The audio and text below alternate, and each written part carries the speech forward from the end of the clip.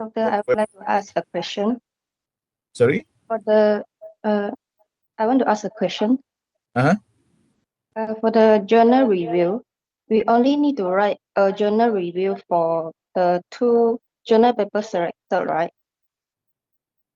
Yes, journal paper you already approved. It's not like one for each, right? Only one review for the two papers, right?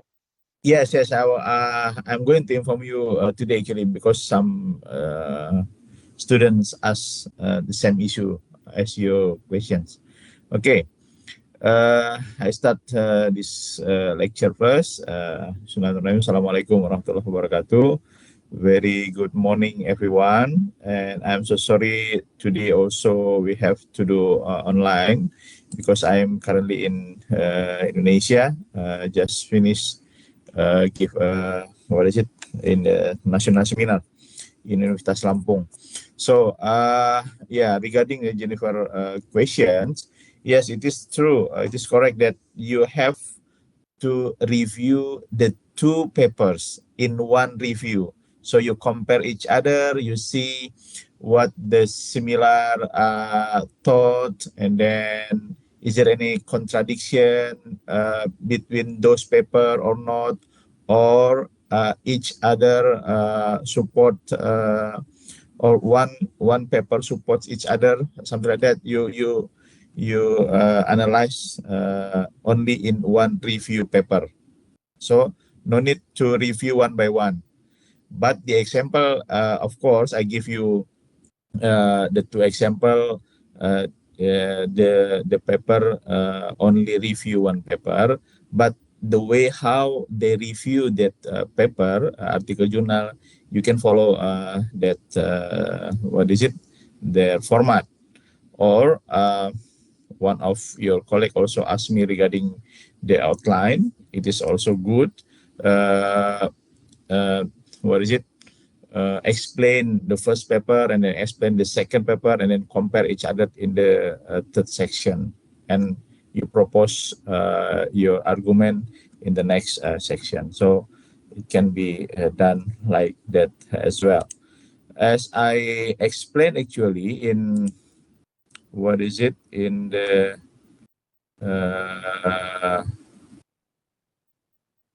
in the spectrum, uh, that's why you have to choose the similar issues of two journal papers. So that's why because of the journal itself, the same issue, so you can compare each other whether it is support or contradicts, pro cons, something like that, and you can explain it in your review paper. Okay, is it clear?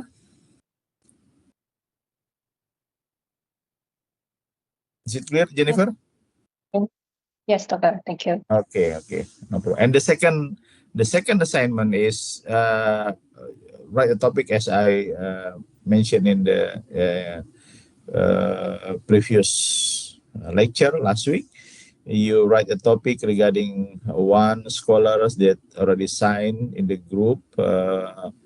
Biography, his or her biography of the economist, around 200 words.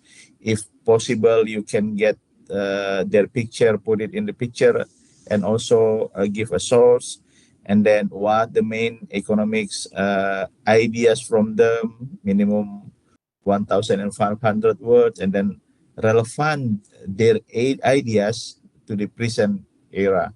So you can see the link. For instance, from Adam Smith, he said that there is an invisible hand in the market.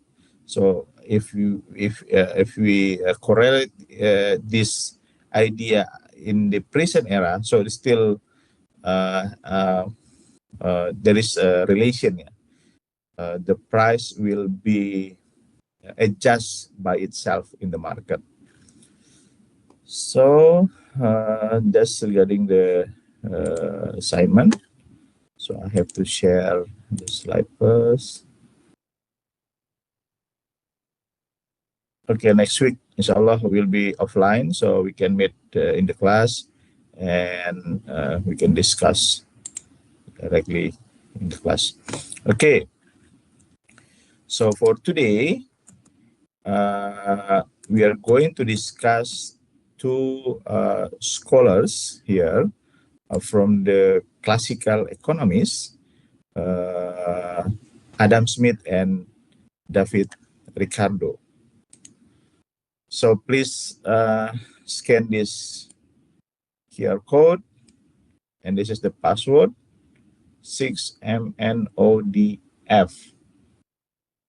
Actually, I already upload as well this slide in the Spectrum, so you can download it.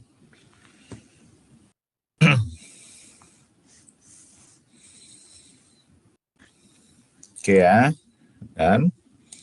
So I divided into section. The first section will discuss about Adam Smith, the father of economics, and then it will be divided into 5 sections: introduction, law of the market, law of motion, and then government and the economy, and value theory. And later after this, we discuss about David Ricardo thought.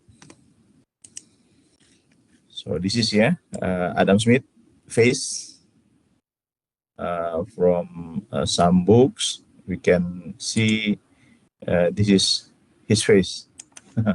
So actually, Adam Smith was not only an economist here, as I said before in the I think the first meeting in the class. He was also a moral philosopher and careful observer of real life.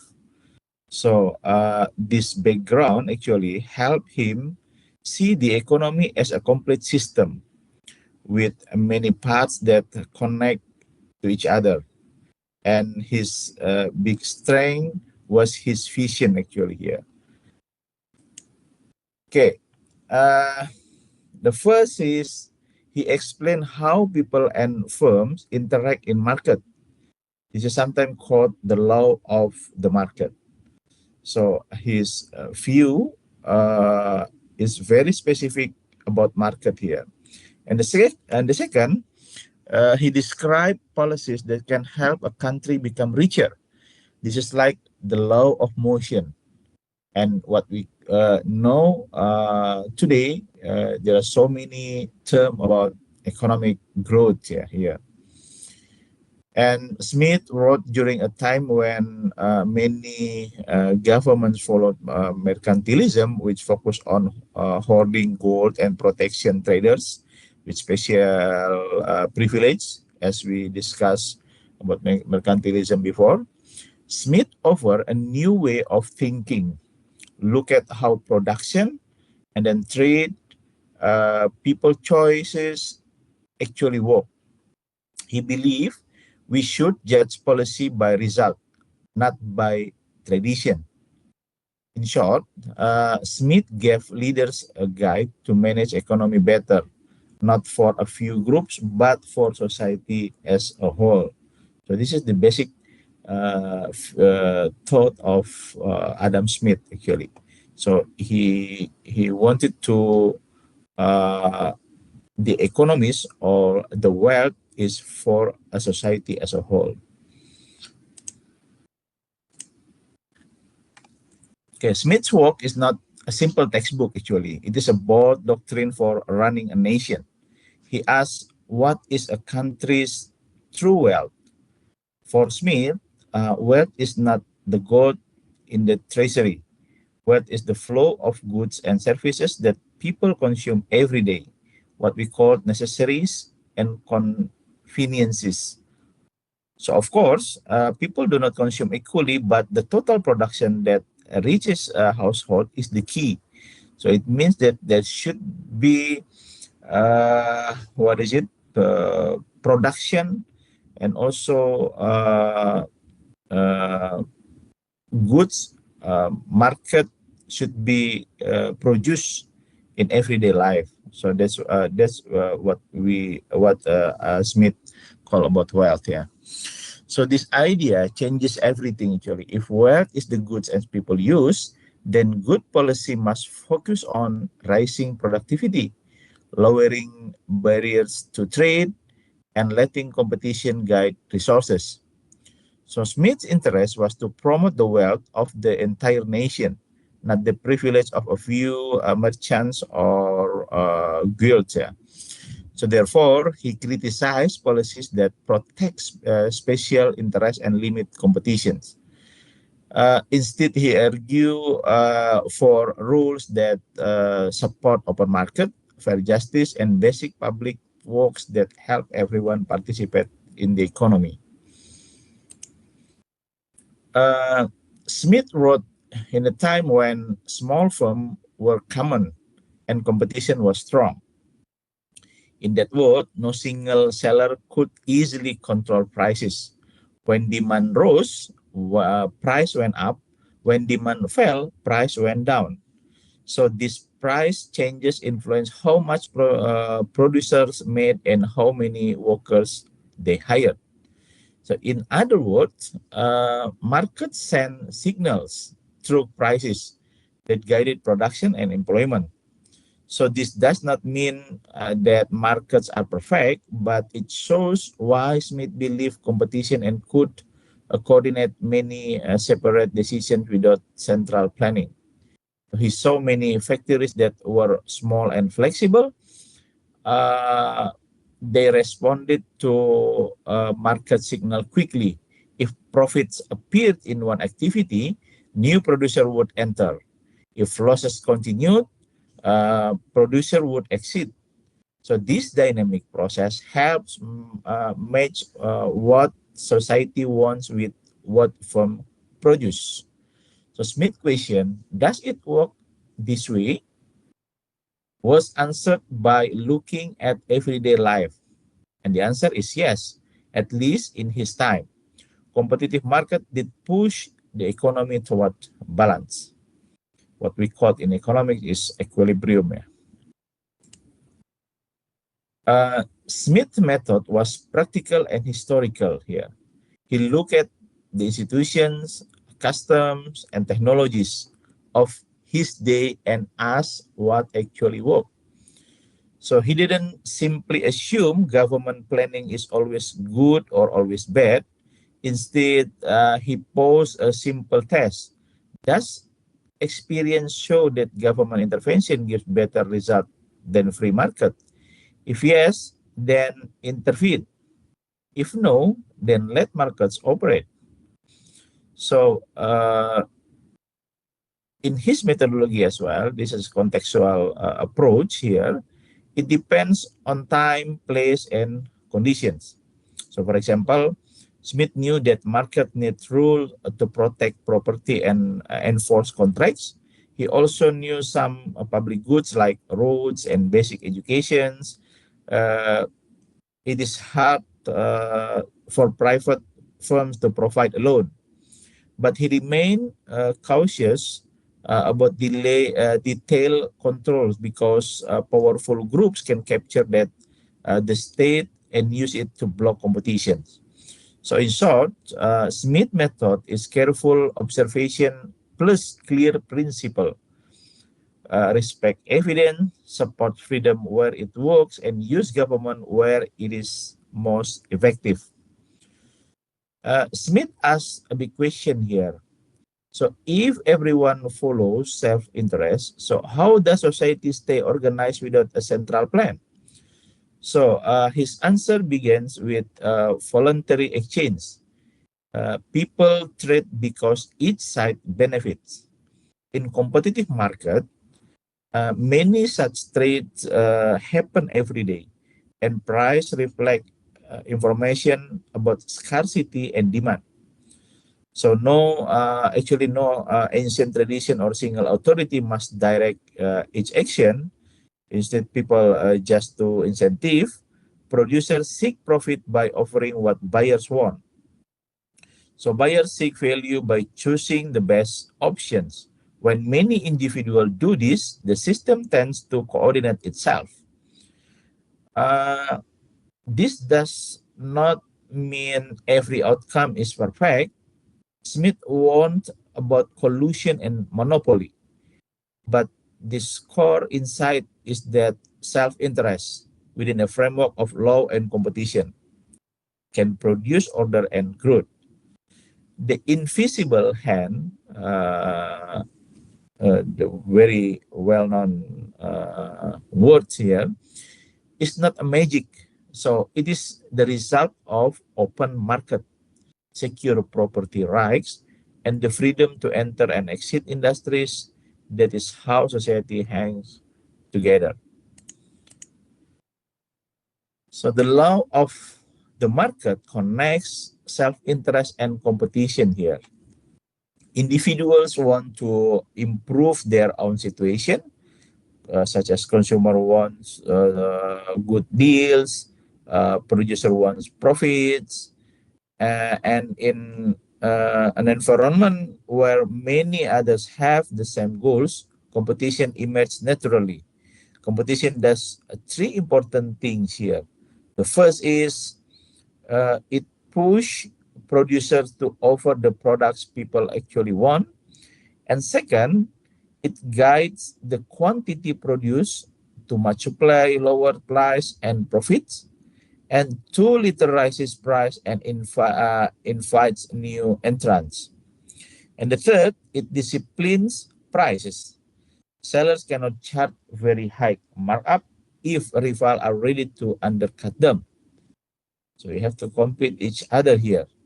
So when markets are open and entry is easy, the law of the market work like a discovery process. Firms learn what customers value and adjust. Over time, resources move from activities with low demand to those with higher demand.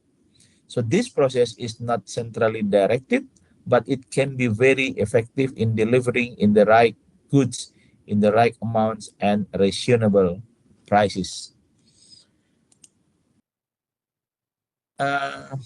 Smith distinguished the market price from the natural or versus the natural price. So the market price is the actual price today, which can move up or down with short-term demand or supply changes. So by contrast, the natural price is the level that covers the normal payments to all who contribute to production,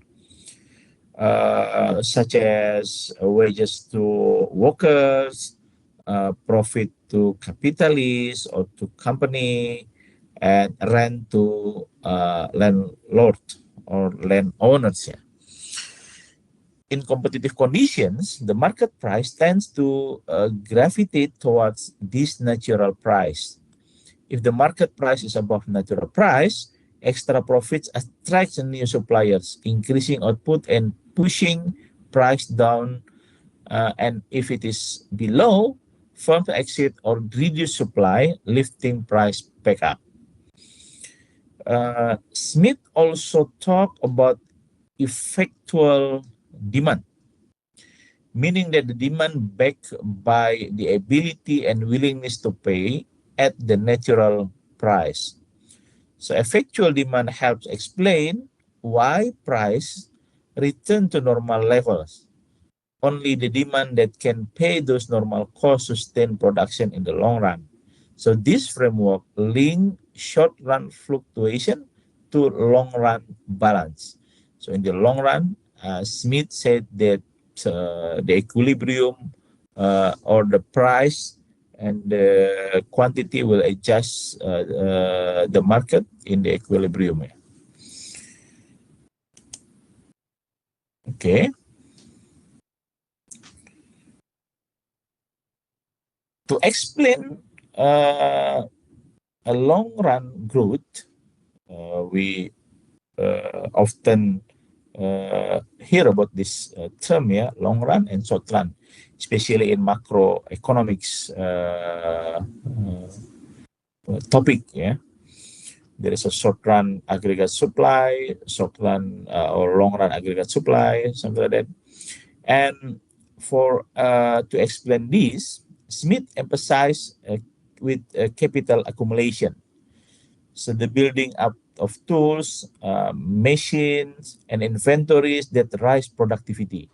So this is, we call it capital accumulation. In this era, successful industrialists could become very rich by reinvesting profits, which is, we call it compounding, what we call it, when we get profit, we reinvest again the profit to the investment. In other term, we call it compound interest. Saving turned into new capital, which supported larger production and employment. Smith even gave examples here of entrepreneurs who made large fortunes by investing in factories and innovation. He also criticized spending that didn't expand productive capacity. So when you spending or do investment without any productivity, it is he call it unproductive activities. Where when it only maintains consumption without generating return, so only focus on consumption. If you see in the gross domestic product equation or aggregate output equation, there is a C plus I plus G and net export. And if only focus maintain consumption without generating return, Smith said that this is unproductive activities. So the key idea is simple. When people save and invest rather than consume everything today, the economy gains more machine and better organization tomorrow. This rise output, lower cost, and living standard. Accumulation is the engine that drives the law of motion. However, accumulation needs a safe environment, secure property rights, predictable rules, especially for regulation here, and trust that investment will not be seized or wasted, or even corruption here, or corrupt activity, or corrupted, to be corrupted. And with this condition, savings become growth. And then Smith link wages, population, and growth. When capital accumulation rises, the demand for labor wages tend to rise. Higher wages improve living conditions, reduce child mortality, and encourage population growth. And over the time, as the labor force expands, competition among workers can push wages back down. This is self-correcting mechanism, which is high wages cause population to grow. Larger population puts downward pressure on wages. And in Smith's time, infant and child mortality were tragically high. And small changes in income could make a big difference for survival. So, the wage population link was strong. The important point is dynamic. Accumulation first lift wages, then population responds, then wages adjust. This does not mean workers are doomed to poverty. Smith believed that in a growing market economy, the typical worker could still improve living standard as productivity rises. But he cautions that long-run forces, especially population, shape wage trends. And then Smith redefined wealth as the goods and services that people actually consume, not the treasure stored by the state. He focused on the real flow of necessary and convenience per person. This shift is powerful. If wealth is what household can use, then we must improve production, efficiency, and also distribution. Gold and silver are only useful if they help buy goods. Policies that simply collect precious metals do not make ordinary people better off.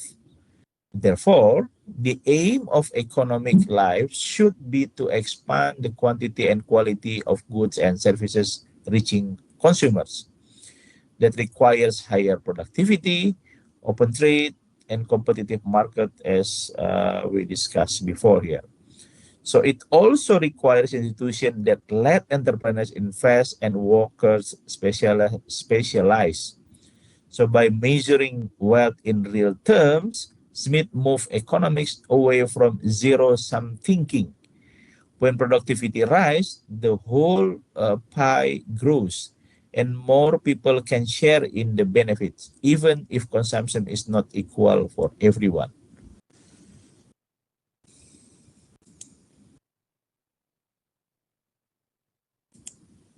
Okay, so this is the chart how the wealth of nation works, yeah, from productivity labor, unproductive labor, division of labor, capital accumulation, and after division of labor, we can extend the market and capital accumulation as well here, and that's why the concept or the talk from Adam Smith.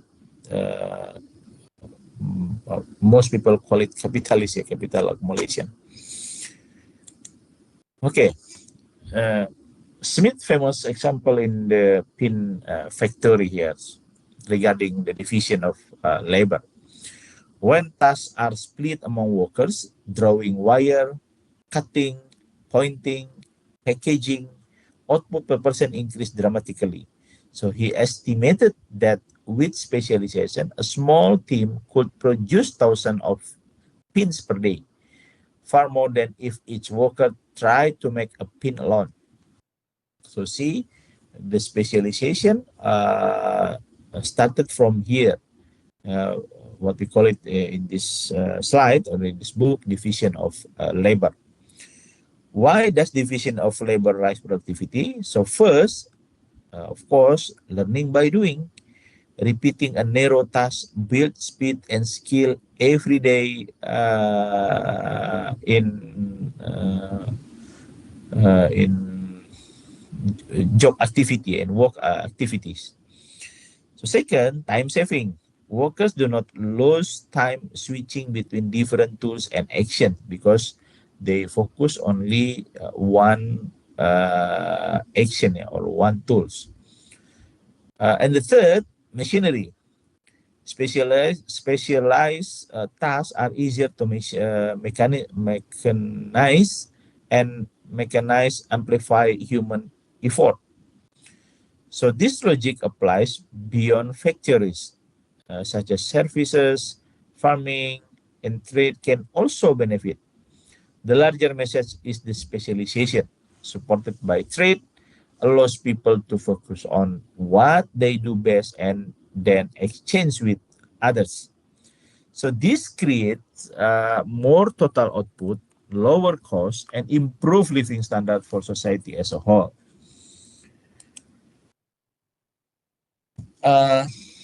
However, division of labor has limits. The main limit is the extent of the market. If only a few customers exist, firms cannot sell enough output to justify deep specialization or expensive machinery. In big towns and connected region, for example, or market are larger here. So specialization can be taken further. Transport and trade are crucial as well. Canals, rivers, roads, and later railways expand the market by lowering costs and linking buyers to sellers. Geographic isolation and low population density restrict opportunities for specialization because producers cannot achieve scale. Capital also matters here. Specialization often requires upfront investment in tools, training, and inventory. So that's why sometimes division of labor has limits here. Yeah. So without enough capital, the process stalls. Therefore, policies that improve transportation, support secure trade, and encourage savings help extend the market.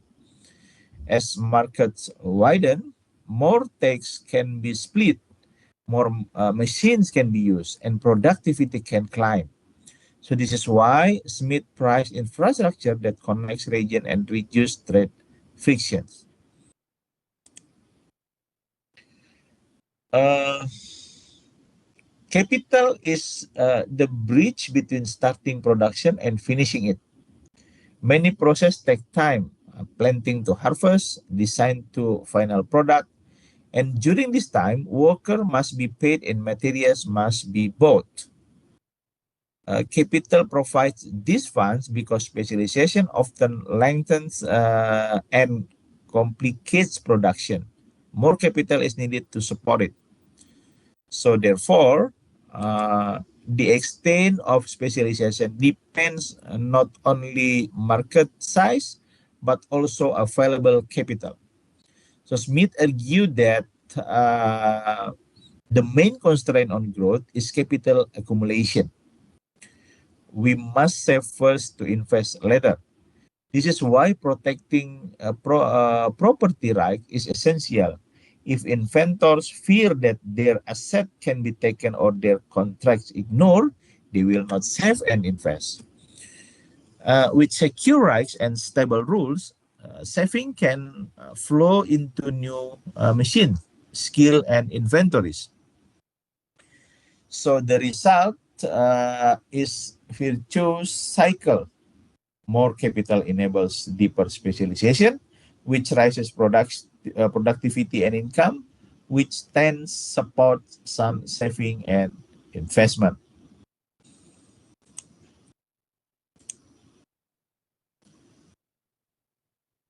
Smith also distinguished productive and unproductive labor. As I said before in the third slide, I think, yeah. Productive labor adds to capital because it creates goods or trade in goods that can be sold and that return the original outlay with profit. Workers in agriculture, manufacturing, and commerce were considered productive in this sense. Unproductive labor, such as domestic servants or certain service in Smith time, does not generate a sellable output that replaces the capital spent. It consumes revenue. He also noted that much capital accumulation takes the form of a wage fund used to hire productive labor.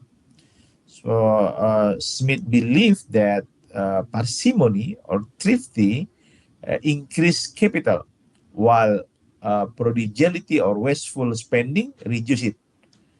So this view influenced his stance on government. He worried that public spending could be unproductive if it does not expand the economy's capacity. As you know that usually there is the talk stating that public servant unproductive what is it employment, yeah. So this is the caution from Smith here. He worried about the public spending could be unproductive if it is not expand the economy's capacity. So today, we might classify many services as productive, but Smith's core idea remains the health of an economy depends on how much of its resources build future productive power. So productivity or produce goods and services, it should be exist every day. So that's why the economy can be better here. And also in Smith era, living condition for the poor were harsh and child mortality was sadly common. And because of this, changes in wages had big effects on survival and population.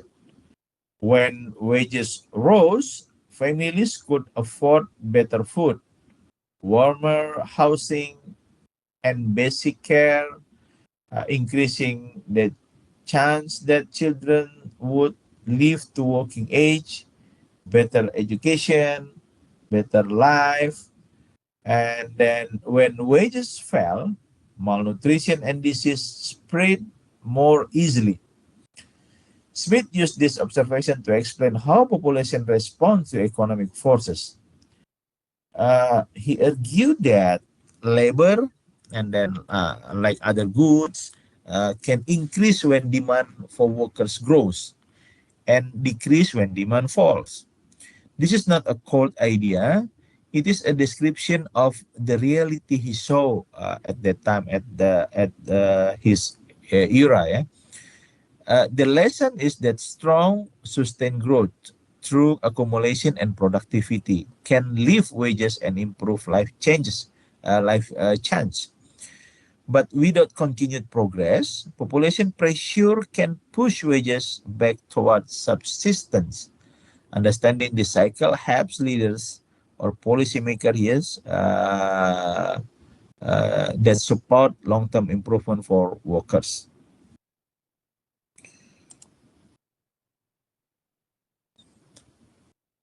Smith called population pressures as self-curing regarding wages. Uh, Here is the cycle here. When capital accumulates here, a firm hire more workers, of course, because there is so much investment there, and then firm hire more workers and wages rise, wage increase. Higher wages lead to better health and more serving children. So the labor force grows. As the number of workers increase, competition for job puts downward pressure on wages. Eventually, wages return toward a normal level. This mechanism helps explain why short-term wage surge may not last unless productivity also rises. The solution is not to block population growth, but to keep rising productivity through innovation, education, and investment. If output per worker grows, the economy can sustain higher real wages even as the population increases. Smith message is realistic and hopeful. A market adjusts, but lasting gains for workers requires continuous improvement in efficiency and capital. Uh, from this, policymakers should therefore focus on the fundamental that let productivity grow year after year. And Smith believed that growth cannot continue forever without limit. Eventually, an economy may reach a point where unused resources are fully employed and division of labor cannot be refined further. If you in the micro context, maybe you still remember about law of diminishing return. Yeah? There is an optimal point that should be innovated to get more output. If you use the same input, the output will be decrease. Will decrease. Okay. So, however, Smith still thought workers could improve their condition compared to the past because earlier growth leaves a legacy of capital and organization. Capitalists would face modest profits in a stable or market or mature market. Landlord might see stable or slightly higher rent as population increases the demand for food. The key lesson is dynamic forces such as accumulation, specialization, and market expansions drive the progress. If those force weaken, of course, grow slows, and therefore institutions that encourage innovation and investment are essential to keep progress alive. So that's why in the modern era or uh, present era, in this current situation, innovation is the what is it? The issue discussed in many countries currently, innovate everything to improve the economy.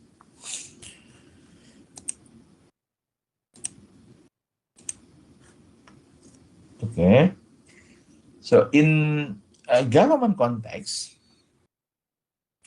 Smith for limited but strong government. He didn't say no government here, of course, because he believed market will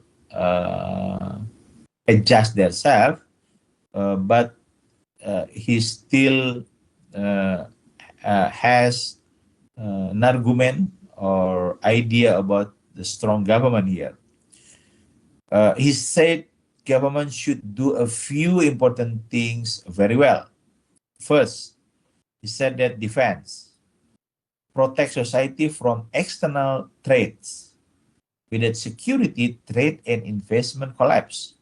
And second, the role of government as a justice, enforce laws and contracts fairly for all citizens. So this build trust so people can trade and invest. And the third, public work and institutions that benefit everyone but are hard for private firms to provide loan, such as road, bridge, something like that, or maybe electricity. So that should the government has to play his role in this part. Yeah. Basic education as well, health. Okay. Yeah. So this rise productivity by reducing costs and improving skills. Smith's principle is practical actually. If a task is essential and cannot be efficiently provided by the market, government should intervene. Okay? But if the market can handle it, do not intervene too much. This balance support freedom and efficiency while ensuring the foundation of prosperity, security, justice, and key infrastructure are strong and reliable. So that's why Adam Smith is known as what is it? Market mechanism. Yeah.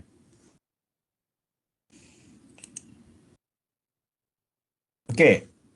Smith opposed policies that restrict competition here. He criticized restraint on imports, subsidies on export, and laws that protect certain industry from rivals. Such rules often serve a special interest, not the public. His great enemy was monopoly here. When one seller or a small group controls a market, price rise, quality falls, and innovation slows. Monopoly clogs the natural flow of the market and reduces social welfare. Smith also warned against exclusive trading companies that held monopolies over foreign commerce. These privileges limited who could trade and kept price high. For Smith, the best protection for consumer is open entry and strong competition, supported by fair laws. So the message here is remove artificial barriers, fight collusion or corruption, and keep markets contestable. So government should be a referee, not a player. So setting rules and stopping abuse. Not a player that picks winner. Yeah. So that's why the benefit of trade and specialization can reach the whole society.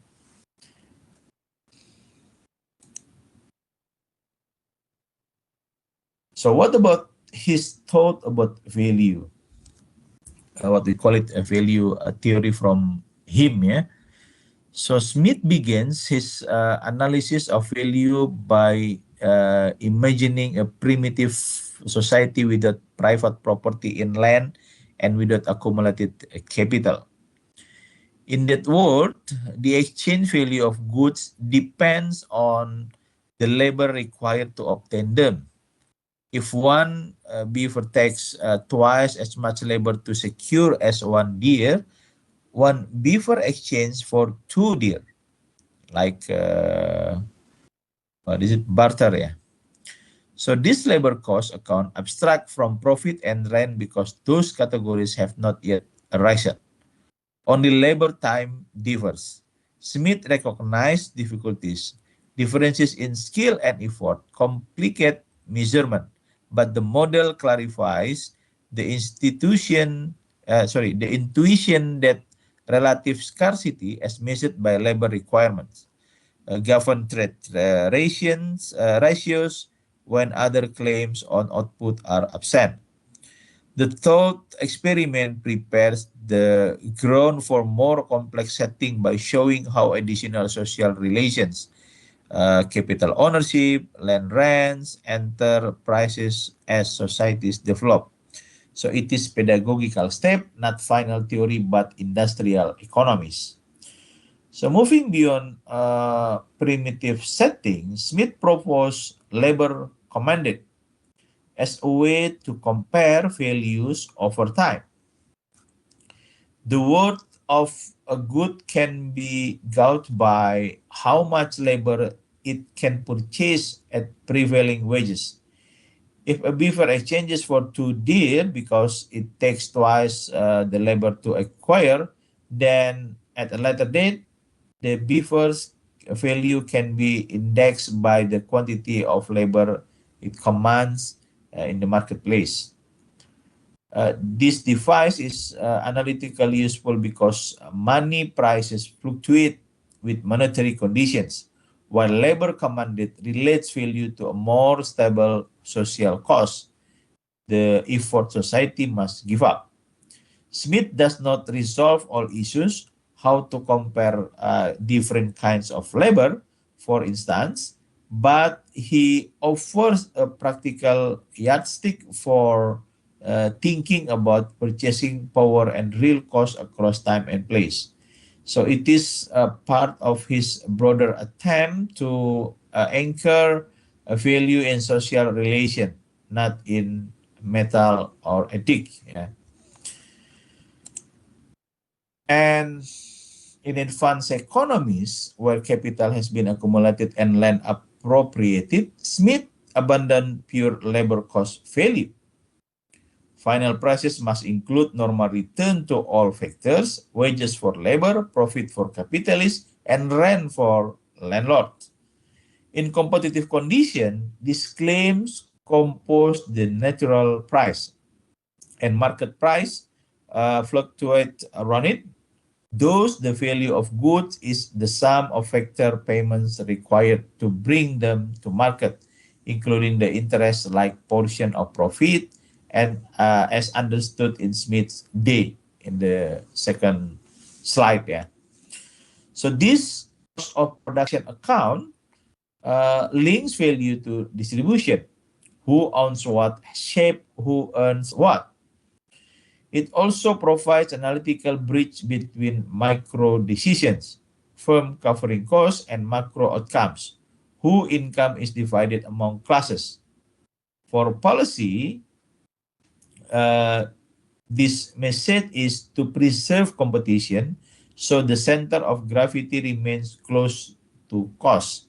When monopoly or privilege profit or rents, prices detach from their natural base and welfare falls. Okay, any question for Adam Smith?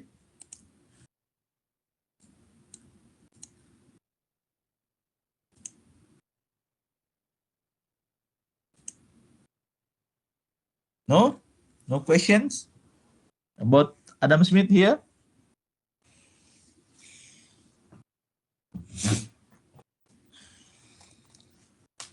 Yeah, no, yeah.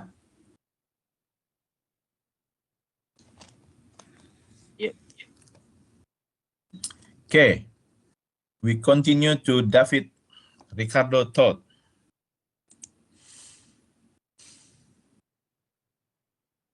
Where is it? The slide.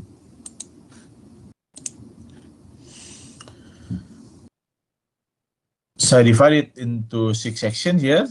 Same, I think, same with the Adam Smith as well, but there is a value theory here.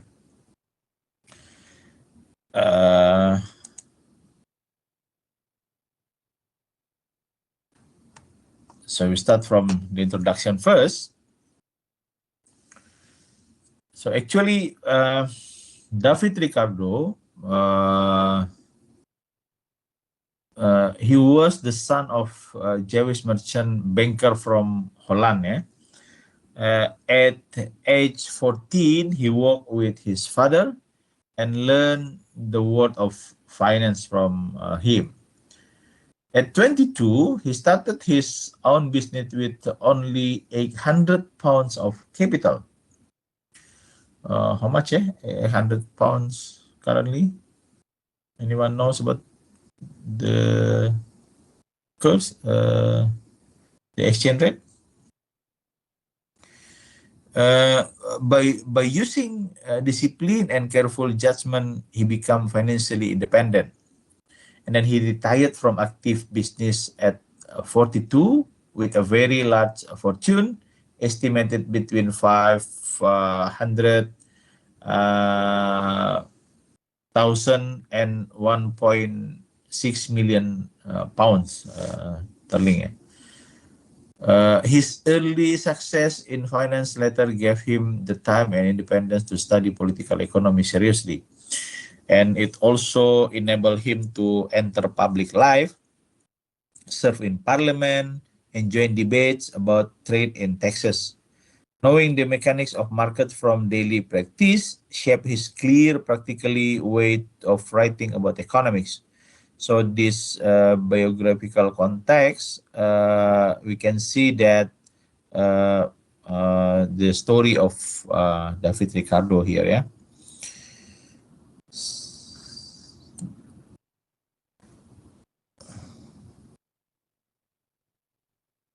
Okay.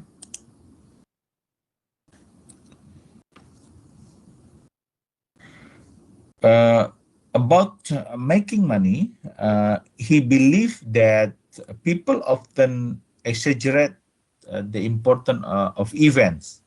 When a small reason appeared for a rise in stock prices, he bought because he expected that crowds would push the price up too far. So he was content with small profits and didn't wait too long. He preferred quick, safe gains rather than risk bets. Yeah. He avoided holding commodities when a small, fast profit was available. So Ricardo described himself as a judicious speculator. So in his own word, he sometimes created the very demand that allow him to sell again at a small profit soon after. He understood crowd psychology and the power of momentum in markets. This habit reflects discipline, patience, and focus on risk control rather than greed.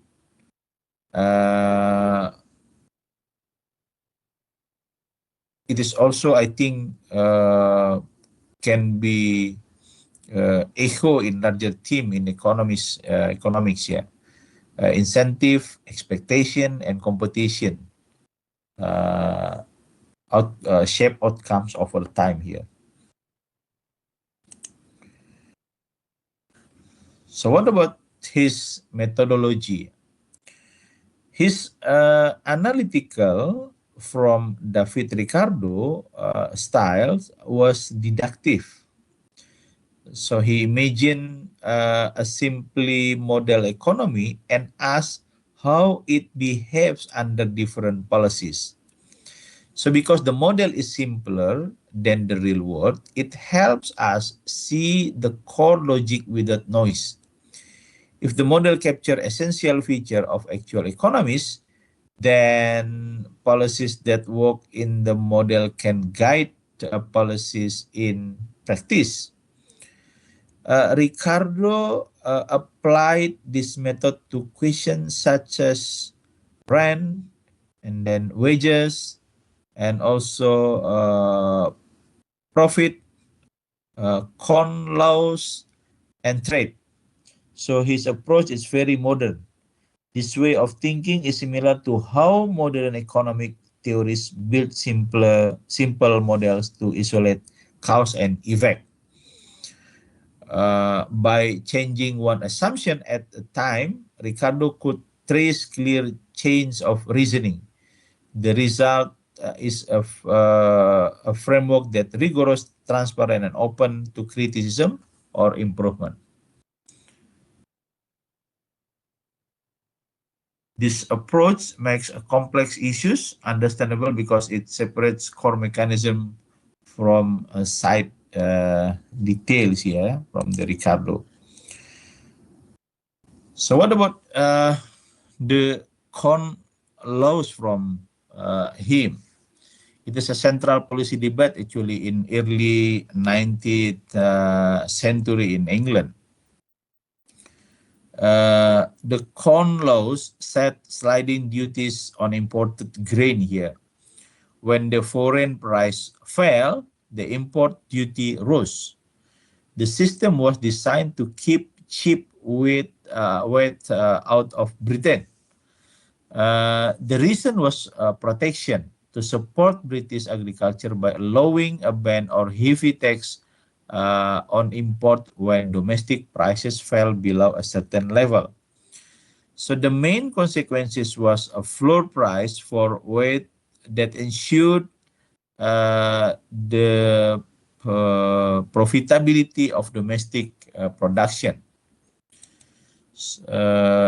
Supporters argue that a stable farm sector was essential for national security and social orders, while opponents warn that consumer that manufacture would suffer from high food costs and distort incentive.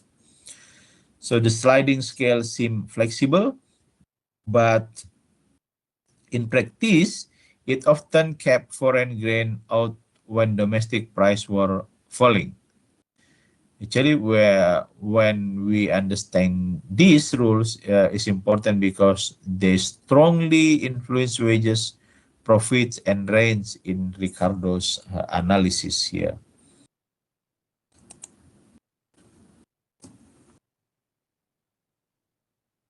Okay. There is a question at the time, why protection on British grain emerged? So England had been a grain exporting nation at the time, but population growth increased demand so strongly that demand exceeded supply. So the price of wheat rose sharply, reportedly quadrupling 4 times increase. As prices rose, agriculture profits increased and rents followed.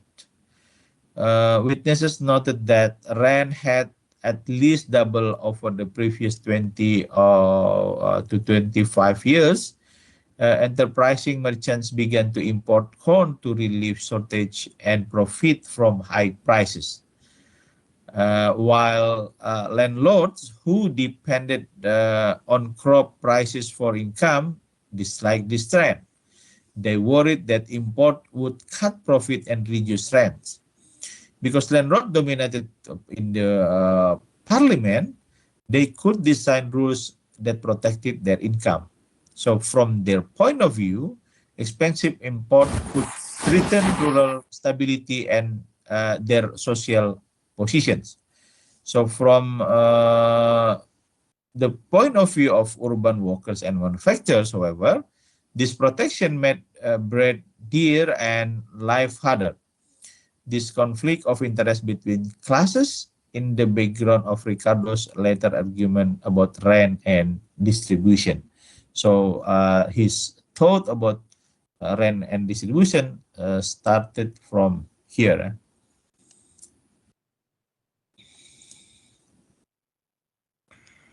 From his essay in 1815, essay on the influence of a low price of corn on the profit of stock. In this work, in this essay, Ricardo argued that the corn laws should be abolished. His argument had two parts here. The first is distribution.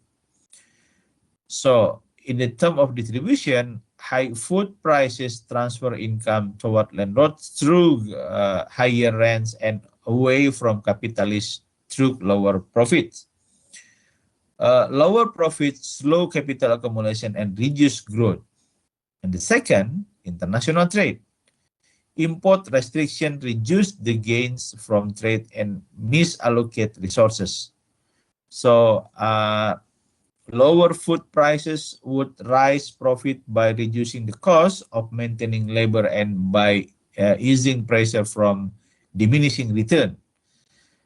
They would also shift income away from landlords who benefit when grain is dear.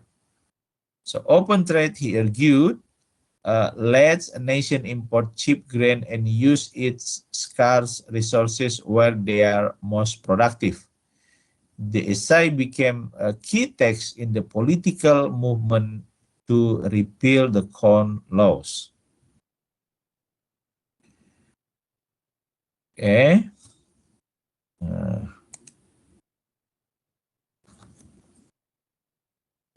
His thought about the rent theory here. So for Ricardo, rent is that portion of the produce of the earth which is paid to the landlord for the use of the original and indestructible powers of the soil. So later, Alfred Marshall, one other economist, expanded the idea to mean income derived from the ownership of land and other free gifts of nature. So the key idea is that rent is not a reward for producing something new. It is income from control of a scarce natural advantage. In Ricardo's framework, rent arises because land differs in quality and location, and land is limited. And because land is limited, yeah. So rent is therefore different from wages and profit, which rewarded productive services of labor and capital. As cultivation expands from the best land to weaker land, differences in productivity generate rent for superior plots. Yeah. So this definition anchors Ricardo's later claim about how rising grain prices shift income share toward landlord. Okay.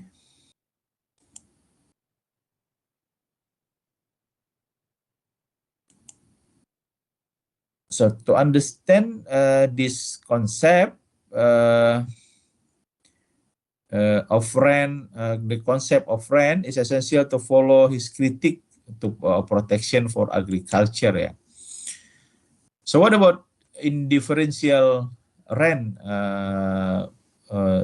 taught by Ricardo here? So imagine lands of different quality here. So farmer first use the most fertile and best located plots as demand for food grows. Cultivation extend to inferior lands, of course. So the produce from the best land exceeds the produce from the marginal or worse land is in use when equal amount of labor and capital are applied. So the difference between the two yields becomes rent paid and the owner of the superior land. No rent is paid on the marginal land because it just covers its costs. Thus, rent is tied to a relative advantage, not to the absolute cost of production. So in this view, rent is a differential surplus. It is the extra output that better land yields over the marginal land.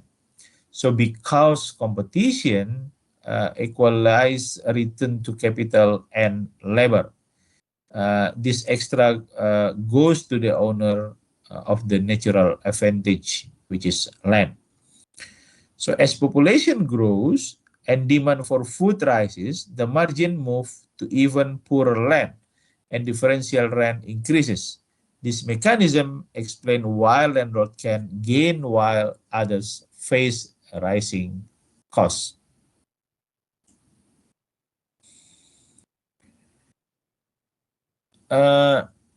Even if all land had the same fertility, rent can arise when land is scarce. When the supply of land is limited relative to demand, access to land has value. Rent then reflects scarcity, not differences in quality. Ricardo also noted that the intensive margin. Farmers can apply more labor and capital to the same piece of land.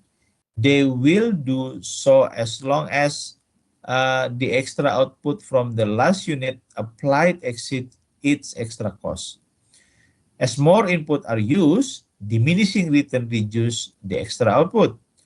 Diminishing return appear as additional labor and capital and less at less and less extra output. At the intensive margin, farmers stop adding input when the last unit just cover its cost. So what we call it law of diminishing return, yeah. Scarcity rent then reflects the value of access to limited land rather than differences in soil quality. So this idea allow Ricardo to analyze policy shock such as tariff through their effects on margin and costs.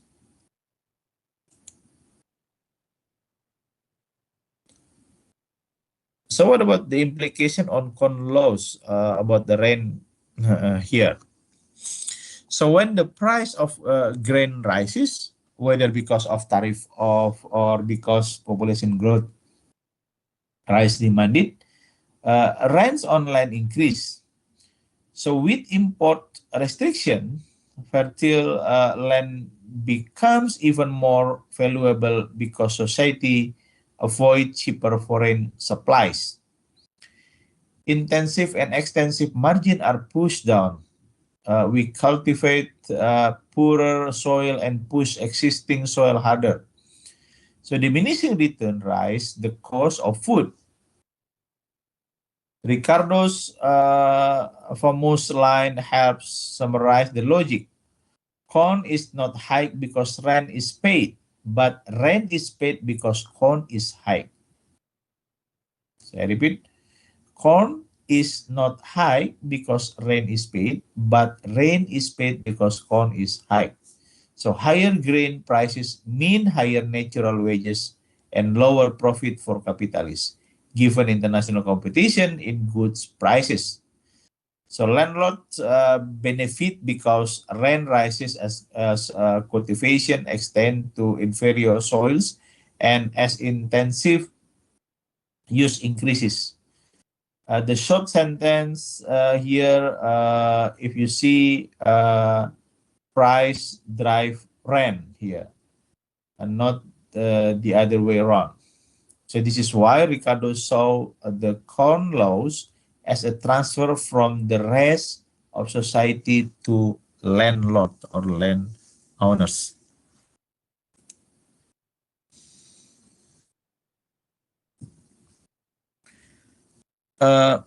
Ricardo's view of wages, he said that labor has a natural price and market price. So the natural price of labor is the cost that allows workers to subsist and maintain their numbers over time. It is linked to the cost of basic necessities, especially food. The market price of labor is determined by supply and demand and can be above or below the natural price in the short run. Over the long run, as food becomes harder to produce for a growing population, both the natural price and nominal wages tend to rise. In booms, market wages may exceed the natural price, but in slums, they may fall below. Over time, demographic forces and the cost of subsistence pull wages toward the natural level. So because bread is a large part of the workers' budget, policies that make grain cheaper can lower the natural wage. That sheep frees resources for profit and investment, influencing growth and employment.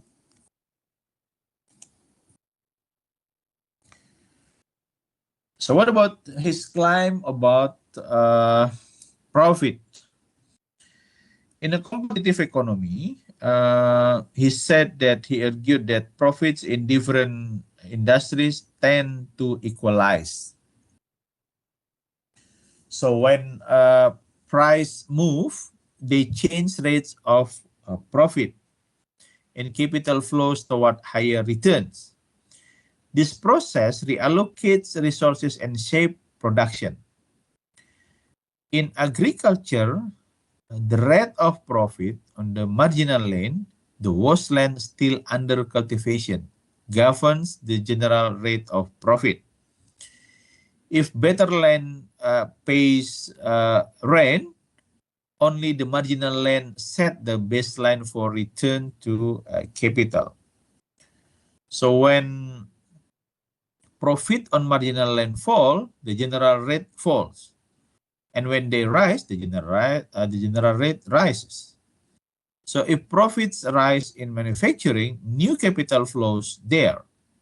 If profit fall in agriculture, cultivation contracts toward better land. So this reallocation continues until rates of return are again aligned across activities. So the mechanism depends on mobile capital and competitive markets, two key assumptions in Ricardo's system. Understanding profit equalization help explain why policy that changes one sector can spread across the whole economy.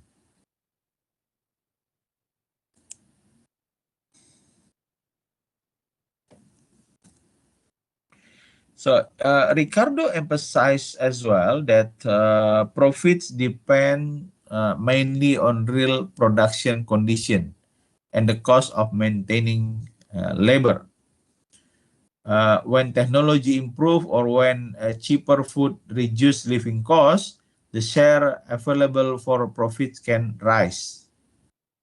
When cultivation move to poorer soil or import berries rise, the price of grain, the cost of labor support increases and the share left for profit falls.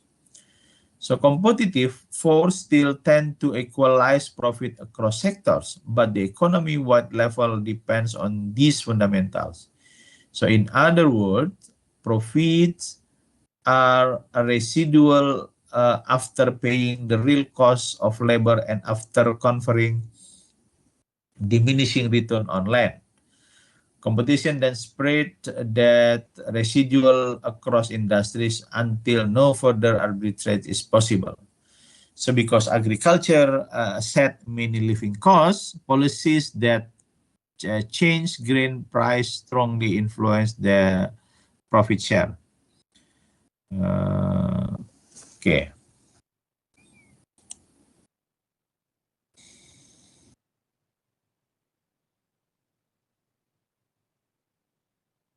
Okay, skip this one. Okay, what about his thought about long run trend here, about the profit? So he feared that profits would fall over time because feeding a growing population requires cultivation of poorer land and more intensive use of existing land. Diminishing returns rise the cost of food, pushing up the natural wage and squeezing profits. If this trend continues, the economy approaches a stationary state where new investment ceases, population stops growing, and any surplus beyond subsistence is taken as rent. So Ricardo worried about this endpoint, but treated as a tendency rather than a fixed destiny. In the stationary state, capital accumulation halts because the return to investment is driven down to a minimum.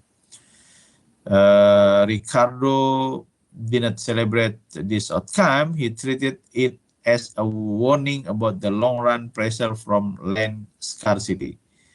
So policies that reduce the cost of food, like free grain imports, can delay the approach of stagnation. His goal was to keep profit high enough to sustain saving, innovation, and employment. Ricardo was sometimes called a pessimist here, but his main target was the policy that raised food prices. So the corn laws restricted imports, lifted grain prices, lowered profit, and increased rent. He argued that for repeal, not to rush into the steady state, but to delay it. So lower grain prices would reduce rent, raises profit, and increase the wage fund, allowing more employment. With higher profits, capital accumulation would accelerate and supporting growth. And if we refill, in his view, align private incentive with social welfare by lowering living costs and rising investment. So while landlord would lose some rent, the broader community would gain through cheaper bread and more job. So this argument is a nearly example of thinking about policy through distributional effects and growth dynamics. And it also connects domestic reform with an outward-looking trade-based development strategy.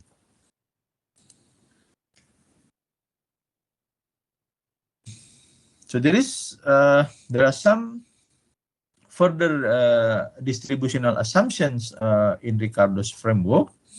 He assumed that only capitalist profits are used to accumulate new capital goods. Landlord, in his view, consume their rent on luxury and do not contribute to productive accumulation. So worker constrained by subsistence also do not save much. From this perspective, as the economy develops under the corn law and food prices rise, so the main beneficiaries are landlords whose rent increases.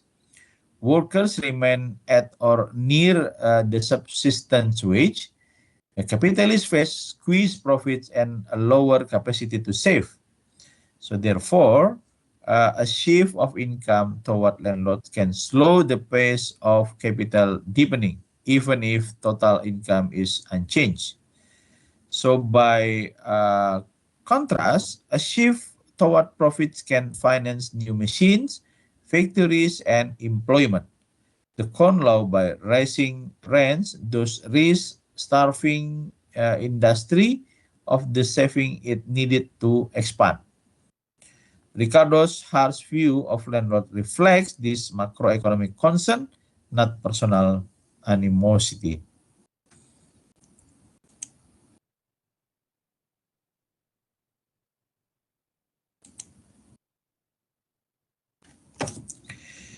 So there is a well-known theory as well from David Ricardo in international trade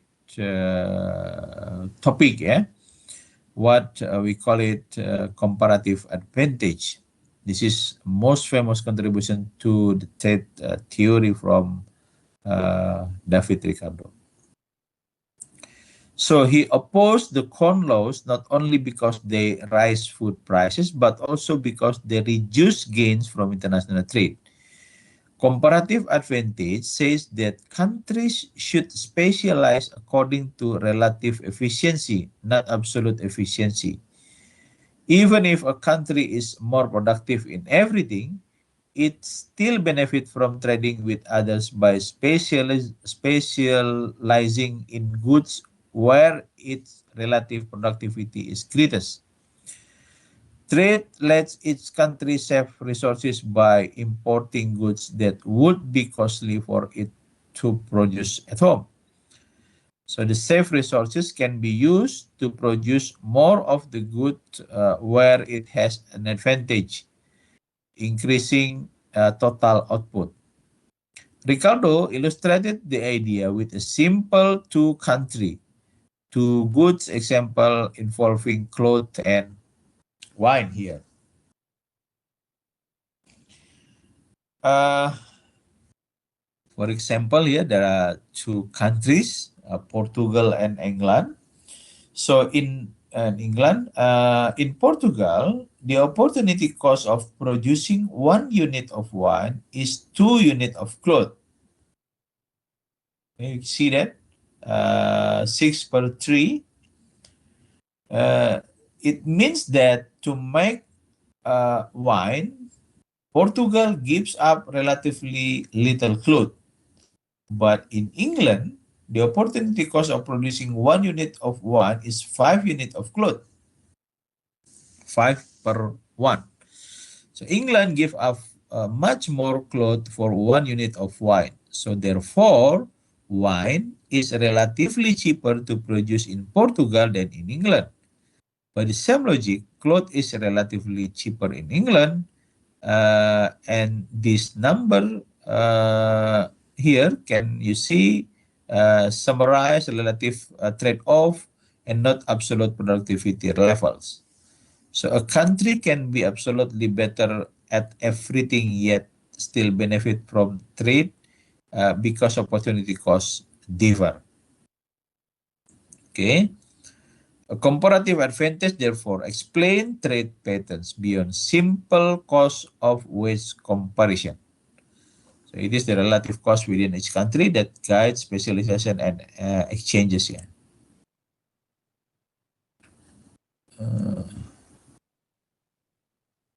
So because wine is cheaper in Portugal and cloth is cheaper in England, each country should specialize in the good where it has the lower opportunity cost. So Portugal should produce wine and import cloth. England should produce cloth and import wine. And specialization does not have to be complete, but moving production in the direction increase total output. So trade then allows each country to swap part of its specialized output for the other good at term set by world demand and supply. So after specialization, trade allows both countries to consume beyond what they could reach without exchange. So each country swaps part of its specialized output for the other good at term set by world demand and supply. So the exact trade ratio will lie between the two countries' opportunity cost and will benefit both sides. So this is the clear rule in the practical policy message behind Ricardo's case for free trade.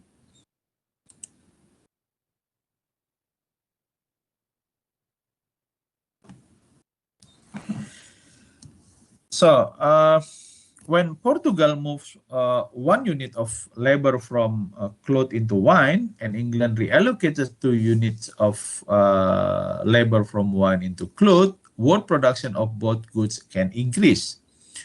The reason is that each country shift labor toward the activity where its opportunity cost is lower. So Portugal gives up relatively little cloth to gain wine, as we discussed before, and England give up relatively little wine to gain cloth. The combined effect is larger joint production possibility set. After trade, its side can reach consumption bundles that were impossible before. So the movement of labor is only illustrative. the point is that both countries move toward their comparative advantages. By reallocating effort, the world turns the same input into a larger bundle of goods. Trade then divides this larger bundle in a way that makes both partners better off than before. So the example shows cooperation through market can create joint gains even without altruism.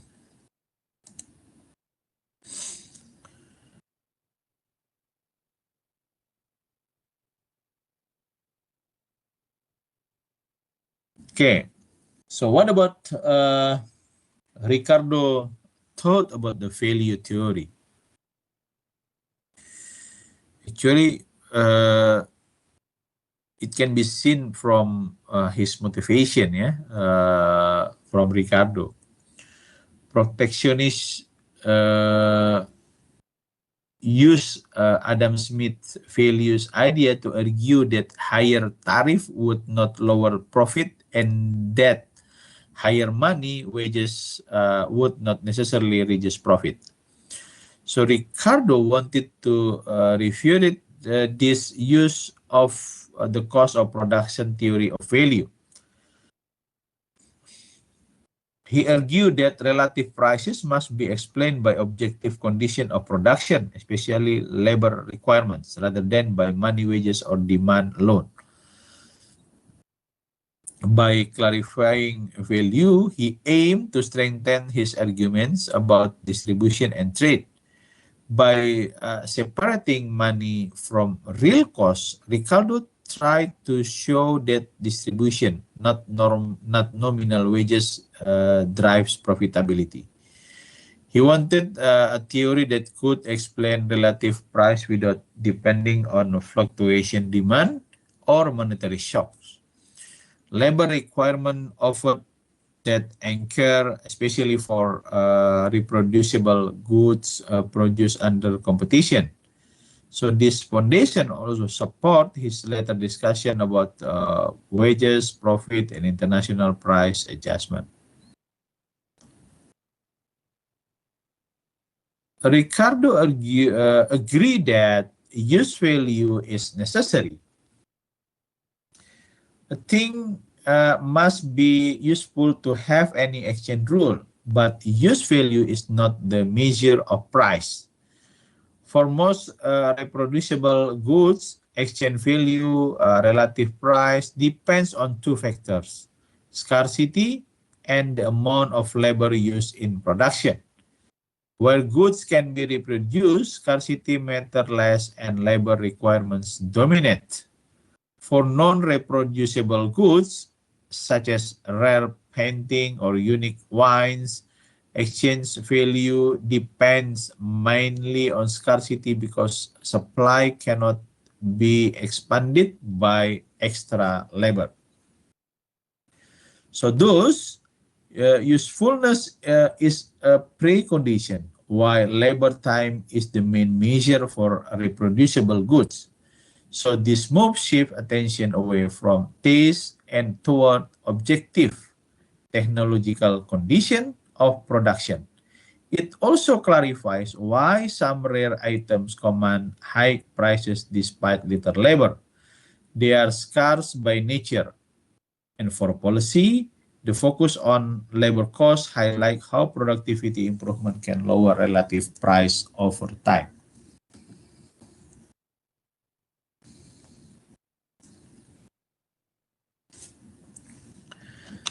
In labor cost theory of value, David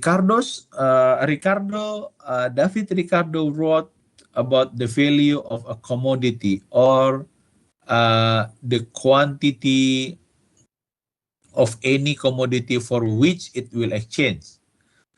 The value of a commodity depends on the relative quantity of labor which is necessary for its production and not the greater or less compensation which is paid for that labor. So he did consider capital, but because capital goods are themselves produced, their contribution to solve still comes from the labor used to make them. Land is different.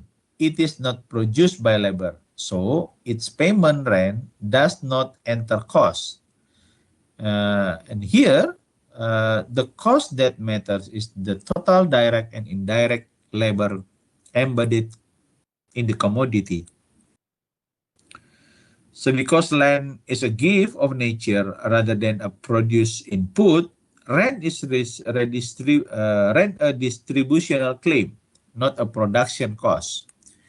This conclusion supports Ricardo's argument that high grain prices enrich landlords while squeezing profit. So it also connects value theory to his value stance against protection for agriculture.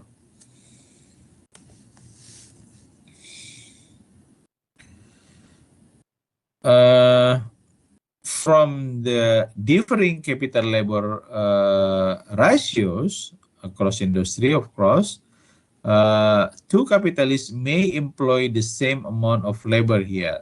Yet their product can differ in value because they use different amount of fixed capital and the time structure of production differs. Some argue that this gain on capital should disrupt labor theory of value. Ricardo acknowledged the issue but believed the resulting differences are generally small compared with the dominant role of labor time. For practical analysis, we may treat the deviations as limited. He treated this capital-related deviation as second order and often offsetting across sectors. So what mattered most for explaining relative prices was the comparative amount of labor embedded in each good. This simplification made a theory trackable and linked prices to measurable production condition. And it also kept the analysis consistent with his broader distributional framework. Not all labor in the same time. A skilled worker may produce twice as much in an hour as an unskilled worker. You can see the different how Ricardo views on labor and Smith views on labor here. So Ricardo handled this by converting different kinds of labor into a common unit. If worker A is twice as productive as worker B, then 1 hour of A is equal to 2 hours of B. Substituting 1A for 2 Bs leaves the total labor time unchanged for value calculations. So in this way, the labor theory of value can recognize skill differences without abandoning its central measures. In practice, wages and training costs help generate these productivity differences across workers. But for value theory, the conversion to common labor unit keeps the focus on real-time requirements. This device preserves the central claim that exchange ratios reflect labor embedded, not money wages paid. It is also anticipates later discussion about human capital and skill adjustment here later.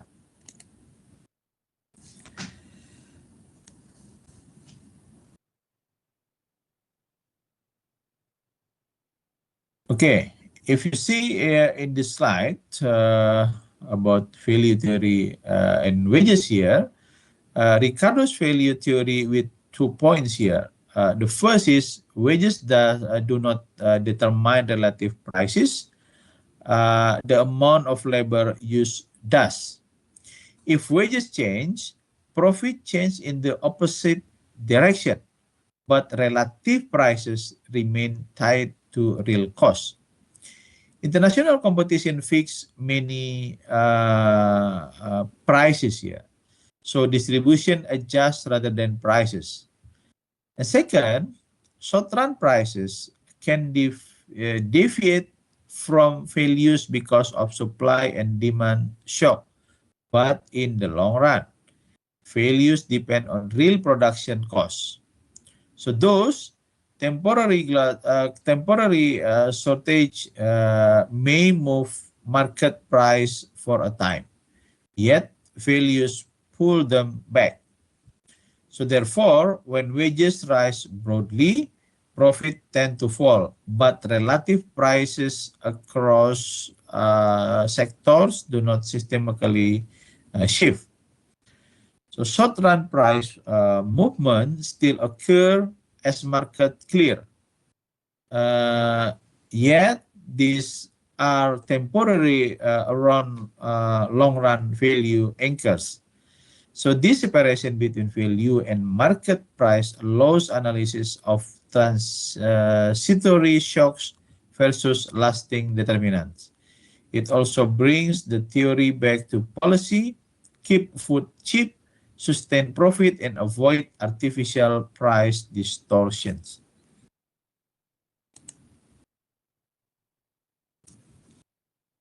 So what about his view about unemployment?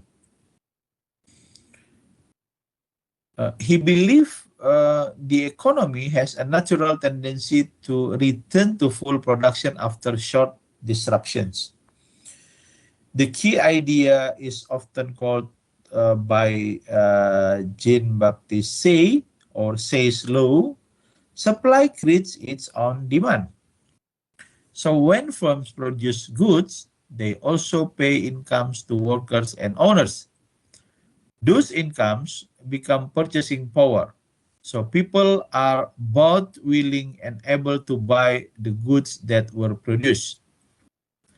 Sometimes there can be overproduction in a specific industry because producer made wrong predictions about what people want.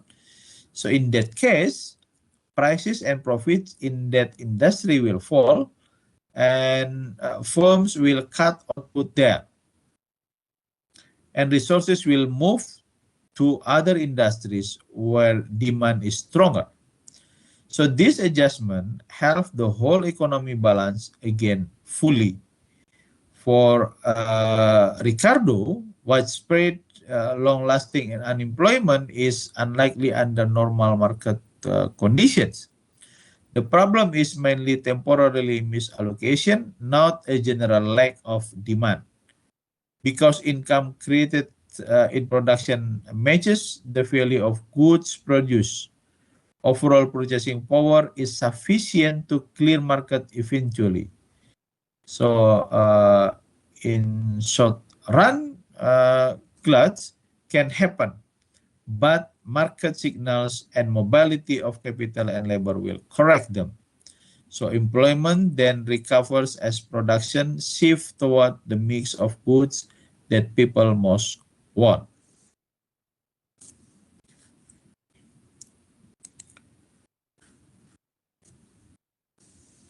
The Ricardo's argument about machinery and jobs is when capitalists invest more money in machine,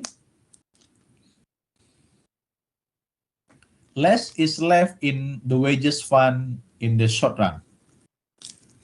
That means fewer workers can be hired. So workers may lose jobs.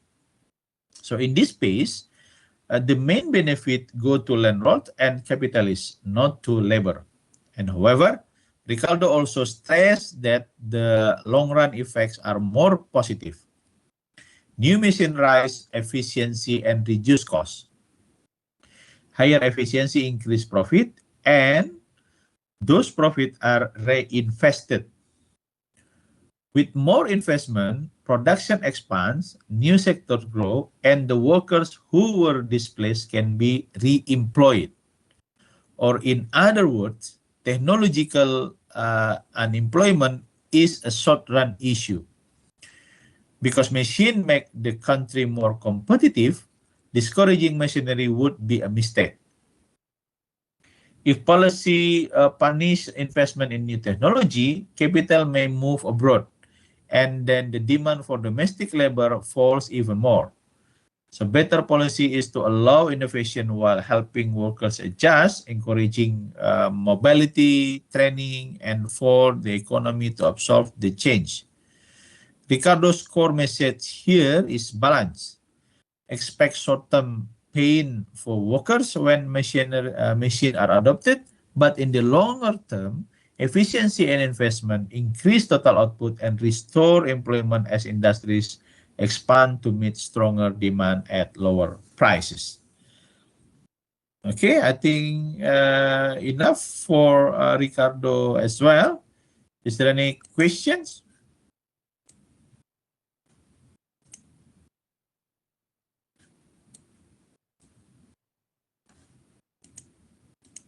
Hello, any questions?